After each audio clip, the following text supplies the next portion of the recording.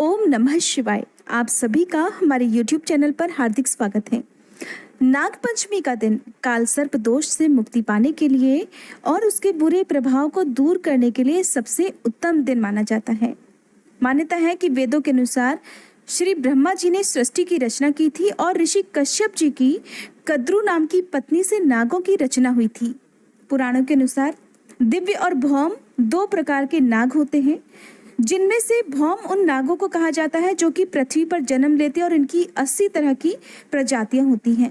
वहीं दिव्य नाग ऐसे नाग होते हैं जिनसे ये पृथ्वी चल रही होती है। अगर ये नाग क्रोधित हो जाते हैं तो अपनी दृष्टि मात्र से ही इस संपूर्ण सृष्टि को भस्म करने की शक्ति भी रखते हैं। इनके विष का कोई भी तोड़ नहीं है और इन सभी नागों में से 8 नाग ऐसे हैं जिनको सभी श्रेणियों में सबसे श्रेष्ठ माना गया है।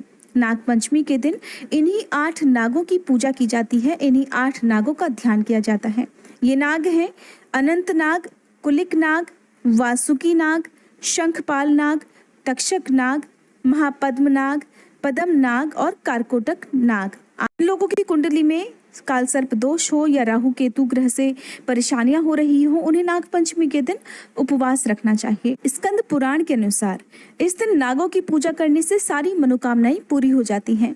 स्कंद पुराण के अनुसार नाग पंचमी के दिन अपने दरवाजे के दोनों ओर गोबर से सांपों की आकृति बनानी चाहिए और फिर धूप, फल, फूल, पुष्प आदि से पूजा करनी चाहिए। इसके साथ इंद्राणी देवी की पूजा करनी चाहिए। दही, दूध, अक्षत, जल, पुष्प, नैवेद्य आदि से उनकी आराधना करनी चाहिए। ऐसा करने से पूरे वर्ष आपके परिवार में सर्प देवता और भगवान शिव की कृपा बनी रहती है। नाग पंचमी के दिन नवग्रह मंत्र का जाप और नाग पंचमी का जो विशेष मंत्र है उसका जाप आप शिवलिंग की पूजा करते समय या शिवलिंग पर जल अर्पित करते समय कर सकते हैं। ये मंत्र है: ब्रह्मा मुरारी त्रिपुरांतकारी भानु शशि भूमि सुतो बुधश्च गुरुश्च शुक्र शनि राहु केतव सर्वे ग्रहा शांति कराम भवन्तु। नाग पंचमी विशेष मंत्र है: ओम भुजंगेशाय विद्महे सर्प राजाय धीमहि तन्नो नागः प्रचोदयात्। अपने घर के मुख्य द्वार पर जब आप नागों के देवता की आकृति बनाते हैं जो कि 5 फनों की होती है, जो कि गाय के गोबर से बनाई जाती है, उसके बाद मीठी सिवई बनाकर दरवाजे पर मीठी सिवई का भोग इन नाग देवताओं को अर्पित किया जाता है। उस समय आप इस विशेष मंत्र का जाप कर सकते हैं। यदि संभव हो तो इस दिन उपवास रखें, यदि संभव ना हो तो उपवास आप ना भी रखें, लेकिन व्रत की कथा आपको पढ़नी या सुननी चाहिए। सारा दिन आप भगवान शिव का और नागों के देवता का ध्यान करें। नाग देवता से जाने अनजाने में की गई भूल के लिए क्षमा याचना करें और इस दिन आपको नुकीली धारदार वस्तुओं का प्रयोग घर पर नहीं करना चाहिए। जमीन में किसी तरह की खुदाई नहीं करनी चाहिए। किसी भी प्रकार के फूल, पत्ती या पेड़ पौधों को नहीं काटना चाहिए। इस दिन घर में शुद्ध सात्विक भोजन बनना चाहिए। जितना संभव हो उतना अपनी सामर्थ्य के अनुसार गरीबों को दान दक्षिणा देनी चाहिए। संभव हो तो आसपास के शिव मंदिर में जाकर आज के दिन आप शिवलिंग की आधी परिक्रमा करें और शिवलिंग पर 1 लोटा गंगा जल अवश्य अर्पित करें। आइए सुनते हैं नाग पंचमी की कथा। नाग पंचमी की पौराणिक कथा के अनुसार प्राचीन समय की बात है, एक गांव में एक सेठ जी थे जिनके 7 पुत्र थे। 7 का विवाह हो चुका था। सबसे छोटे बेटे की पत्नी बहुत अच्छे चरित्र की थी, परंतु उसका कोई भाई नहीं था। एक दिन सेठ जी की सबसे बड़ी बहू ने घर लीपने के लिए पीली मिट्टी लाने को सभी बहुओं को अपने साथ चलने के लिए कहा, तो सभी थाली और खुरपी लेकर मिट्टी खोदने चली। जब मिट्टी खोद रही थी तभी वहां पर एक सांप निकला, जिसे बड़ी बहू खुरपी से मारने की कोशिश करने लगी। ये देखकर छोटी बहू ने उस सांप को मारने से रोक लिया। छोटी बहू की बात सुनकर बड़ी बहू ने सांप को नहीं मारा। तब सांप एक ओर जाकर बैठ गया। छोटी बहू ने उस सांप से कहा, हम अभी लौटकर आती हैं, तुम यहाँ से कहीं मत जाना।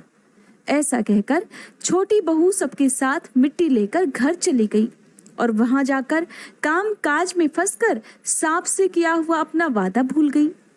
जब छोटी बहू को दूसरे दिन वह बात याद आई तो वह सभी को साथ लेकर उस जगह पर पहुंची और उसने देखा कि सांप तो अभी भी उसी जगह पर बैठा हुआ है।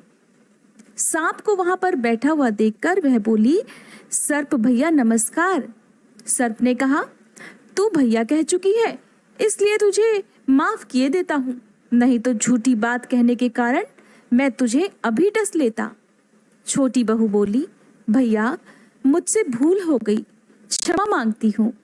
सांप बोला, अच्छा तू आज से मेरी बहन हुई और मैं तेरा भाई, तुझे जो कुछ भी मांगना हो मांग ले। छोटी बहू कहने लगी, भैया मेरा कोई भाई नहीं है, अच्छा हुआ कि जो तू मेरा भाई बन गया। कुछ समय बीता। समय बीतने पर वह सांप मनुष्य का रूप धरकर उस छोटी बहू के घर आया और बोला कि मेरी बहन को भेज दो। सब सुनकर हैरान हो गए, क्योंकि वे सब तो यही जानते थे कि छोटी बहू का तो कोई भाई नहीं था। तो वह सांप कहने लगा, मैं इसका चचेरा भाई हूँ, बचपन में ही परदेश चला गया था। ऐसा सुनकर घर के लोगों ने छोटी बहू को उसके साथ भेज दिया। रास्ते में सांप ने बताया कि मैं वही सांप हूँ, इसलिए तुम डरना मत, और जहाँ चलने में कठिनाई हो वहाँ मेरी पूंछ पकड़ लेना। छोटी बहू उसके कहे अनुसार उसके घर पहुंच गई। वहां के धन ऐश्वर्य को देखकर वह हैरान हो गई। एक दिन सांप की माँ ने उससे कहा कि मैं एक काम से बाहर जा रही हूँ, बेटी तू अपने भाई को ठंडा दूध पिला देना। लेकिन छोटी बहू को ये बात ध्यान नहीं रही और उसने गलती से सांप को यानी कि अपने भाई को गर्म दूध पिला दिया, जिससे उसका मुंह बुरी तरह से जल गया। जब सर्प माता वापस आई तो उसने अपने बेटे का ये हाल देखा। देखकर वह बहुत क्रोधित हुई, परंतु सांप के समझाने पर वह शांत हो गई। तब सांप ने कहा कि बहन अब तुम्हें तुम्हारे घर भेज देना चाहिए। तब सांप और उसके पिता ने बहन को बहुत सारा सोना चांदी जवाहरात वस्त्र आभूषण देकर उसके घर पहुंचा दिया। इतना सारा धन देखकर बड़ी बहू ईर्ष्या करने लगी। छोटी बहू से बोली, बहू तुम्हारा भाई तो बहुत धनवान है, तुम्हें तो उससे और भी अधिक धन लाना चाहिए था। सांप ने ये बातें सुनी तो सभी वस्तुएं सोने की और लाकर दे दी, जिसे देखकर बड़ी बहू कहने लगी, अरे छोटी बहू, इन्हें झाड़ने के लिए झाड़ू भी तो सोने की होनी चाहिए। छोटी बहू ने ये बात अपने भाई को बताई। भाई ने बातें सुनकर सोने की झाड़ू भी लाकर दे दी। सांप ने छोटी बहू को हीरे मणियों का एक अद्भुत हार दिया था। उसकी प्रशंसा उस देश की रानी ने भी सुनी थी। तो एक दिन वह रानी राजा से बोली कि सेठ जी की छोटी बहू का हार मेरे पास होना चाहिए। राजा ने तुरंत अपने मंत्री को आदेश दिया कि किसी भी कीमत पर वह हार लेकर उसके सामने शीघ्र ही उपस्थित हुआ जाए। तब मंत्री ने सेठ जी से जाकर कहा कि महारानी जी छोटी बहू का हार पहनना चाहती हैं, इसलिए छोटी बहू से वह हार लाकर मुझे दे दो। सेठ जी ने डर के कारण छोटी बहू से उसका हार मांगकर दे दिया।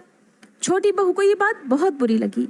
उसने अपने सांप भाई को याद किया और प्रार्थना की, भैया रानी ने मेरा हार छीन लिया है, जिस कारण मैं बहुत दुखी हूँ। भैया तुम कुछ ऐसा करो कि जब वह हार उसके गले में रहे तब तक के लिए सांप बन जाए, और जब वह मुझे लौटा दे तब वह हार फिर से हीरे और मणियों का हो जाए। सांप ने अपनी बहन को खुश देखने के लिए ठीक वैसा ही किया। उधर महल में जैसे ही रानी ने वह हार पहना, वो तुरंत सांप का बन गया। ये देखकर रानी चीख पड़ी और रोने लगी, जिसे देखकर राजा ने सेठ के पास खबर भेजी कि छोटी बहू को तुरंत भेजा जाए। सेठ जी डर गए कि राजा न जाने क्या सजा देगा। वे खुद छोटी बहू को साथ लेकर महल में उपस्थित हुए। राजा ने छोटी बहू से पूछा, बताओ तुम्हारा ये हीरे और मणियों का हार मेरी रानी के गले में जाते ही सांप का कैसे बन गया, या तो तुम झूठ बोल रही हो। ये सुनकर छोटी बहू कहने लगी, राजन मेरी धृष्टता को क्षमा कर दीजिए। ये हार ही ऐसा है कि मेरे गले में हीरे और मणियों का रहता है, और अगर दूसरे इसे गले में पहन ले तो ये सांप का हार बन जाता है। ये सुनते ही राजा ने सांप का हार उसे देकर कहा, अगर तुम सच कहती हो तो अभी पहन कर दिखाओ। और छोटी बहू ने जैसे ही राजा से हार लेकर अपने गले में पहना, वह हीरे और मणियों का हो गया। ये सब देखकर राजा को विश्वास हो गया और उसने प्रसन्न होकर बहुत सारी मुद्राएं छोटी बहू को उपहार में दी। छोटी बहू घर लौट आई। उसके साथ इतना सारा धन देखकर बड़ी बहू ने ईर्ष्या के कारण उसके पति को सिखाया कि छोटी बहू के पास कहीं से धन आया है। ये सुनकर उसके पति ने अपनी पत्नी से पूछा कि सच सच बता, तुझे इतना सारा धन और ये हीरे मणियों का हार कौन ला कर देता है।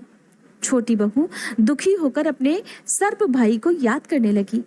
अपनी बहन को मुश्किल में फंसा हुआ देख उसी समय सांप वहां मनुष्य रूप धरकर फिर से प्रकट हुआ और कहने लगा, जो मेरी बहन के आचरण पर संदेह करेगा मैं उसे डस लूंगा।